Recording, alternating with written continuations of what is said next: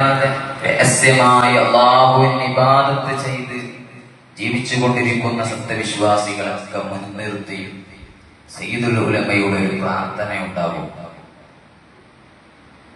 സമസ്തയുടെ അധ്യക്ഷൻ മഹാനായ വലിയ തർബിയത്തിന്റെ കഴിവുള്ള വലിയ മഹാപണ്ഡിതൻ, ആ മഹാനവറുകളുടെ ഒരു ദുആ ഉണ്ടാകും എല്ലാവർക്കും വേണ്ടി.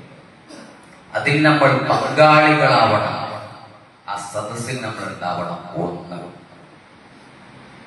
രണ്ടാമത്തേത്, സമസ്ത മുന്നോട്ട് വെച്ച ഈ സമ്മേളനവുമായി ബന്ധപ്പെട്ട് ഇന്ത്യയിലുള്ള വിവിധ സ്റ്റേറ്റുകളിലെ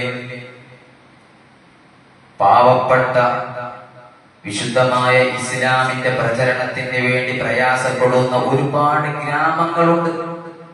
ആ ഗ്രാമങ്ങളിലൊക്കെ പള്ളികളും മദ്രസകളും ദീനി സ്ഥാപനങ്ങളും പടുത്തുയർത്തി ആ നാടിൽ വിശുദ്ധമായ നുബുവത്തിന്റെ വെളിച്ചം അഥവാ വിശുദ്ധമായ ഇസ്ലാമിന്റെ പ്രഭ മഹാന്മാരായ 1,24,000-ൽ പരം അംബിയാ മുർസലീങ്ങൾ ഇവിടെ എന്ത് പ്രബോധനം ചെയ്തോ ആ പ്രബോധനമാണ് വിശുദ്ധ ഇസ്ലാമിന്റെ ദഅവത്ത്. ആ ദഅവത്ത് ഇന്നും പണ്ഡിത നേതൃത്വം കേരളക്കരയിൽ നടത്തിക്കൊണ്ടിരിക്കുകയാണ്. ഈ ദഅവത്ത് മറ്റു സംസ്ഥാനങ്ങളിലേക്ക് കൊണ്ടുപോവാൻ അതിൻ്റെതായ പല സൗകര്യങ്ങളും നമുക്ക് ആവശ്യമാണ്.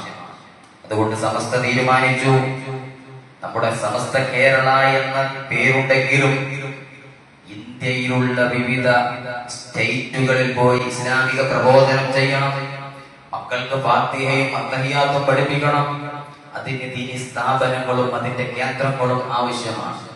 അതുകൊണ്ട് പല സ്റ്റേറ്റുകളിലും ഇന്ന് തുടക്കം കുറിച്ചിരിക്കുകയാണ് മതസ്ഥാപനങ്ങൾ.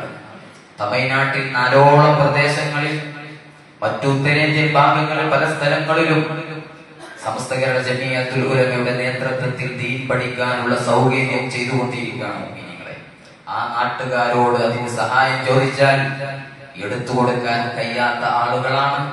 ഇനി കഴിഞ്ഞാൽ തന്നെ ഇത് കൊടുത്താലുള്ള നേട്ടത്തെ കുറിച്ച് അറിയാത്ത ഒരു മുസ്ലിം സമുദായമാണ്. നമ്മൾ എന്തുകൊണ്ട് ഇത് കൊടുക്കുന്നു?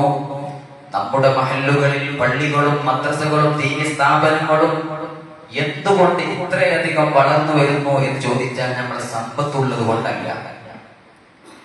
അതിന്റെ ആവശ്യകത നമ്മുടെ ഉലമാ നമ്മെ പഠിപ്പിച്ചു തന്നു. അല്ലാഹു ഇത് നിലനിർത്തി തരുമാറാവട്ടെ. അതുകൊണ്ട് മുമ്പിനെ എല്ലാ വിശ്വാസികളും നമ്മുടെ സഹോദരി സഹോദരന്മാരാണ്. അവരിലേക്ക് ദീനെത്തിക്കുക എന്നത് നമ്മുടെ ബാധ്യതയാണ്. അതുകൊണ്ട് സമസ്ത ആ കാര്യം ഏറ്റെടുത്ത് ചെയ്തുകൊണ്ടിരിക്കുന്നുണ്ട്. അതിലേക്ക് നമുക്ക് പ്രബോധനം ചെയ്യാൻ കഴിയില്ലെങ്കിൽ സാമ്പത്തികമായി നമ്മൾ സഹായിക്കണം. അതാണ് നാളെ നമുക്ക് അള്ളാഹുവിന്റെ വക്കിൽ ചെല്ലുമ്പോൾ ഉപകാരമുള്ള ഒരു ധർമ്മമായി അള്ളാഹു കബൂൽ ചെയ്യുന്ന ഒരു ധർമ്മം. ദീനിന്റെ മാർഗത്തിൽ കൊടുക്കുന്ന ധർമ്മം മറ്റു എല്ലാത്തിനേക്കാളും പ്രതിഫലം മാറുന്നതാണ്.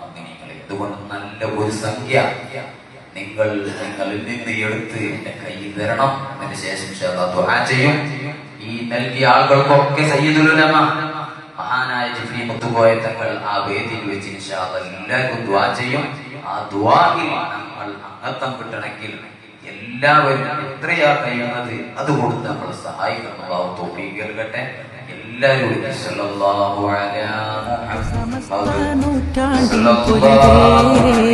പൂമരമാണ് സുന്നി മക്കൾ ചേർത്തു പിടിച്ചൊരു സ്നേഹം.